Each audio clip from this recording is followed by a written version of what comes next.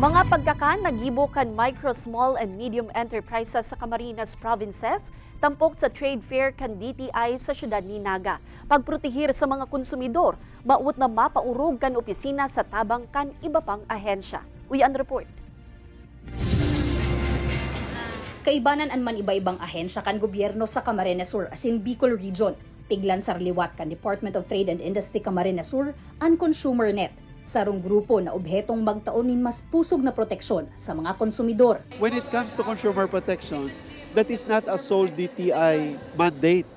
Kumbaga, igwang pagpo-provide ang law na igwang different concerns or different stake ang mga government agency when it comes to consumer protection. Pigtawan manindoon sa aktibidad ang dakulang papel kan mga LGU sa pagsyertong napoprotehiran bako sanaan mga may negosyo kundi ang mga taong nagtatangkilik digdi.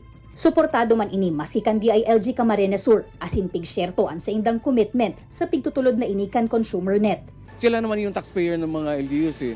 So how can you generate income which in turn you can deliver also basic services coming from the income that you will derive. So dapat proteksyonan mo talaga yung mga consumers mo because they are your taxpayers.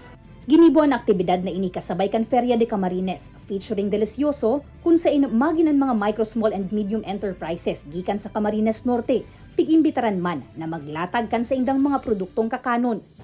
Naging active yung mga members namin kasi na-encourage sila very lumalakas yung kita. Kaka-inspire. 163 MSMEs ang nagpartisipar sa trade fair na anas naglalaom na sa paagi kan aktibidad, mas mabibistupaan sa indang mga produkto, siring man na mas maapresar kan publiko ang mga lugar na sa indang pinaghalian. Kaibanan si Jovel Obiso, Jessica Kalinog, Balitang Bicolandia.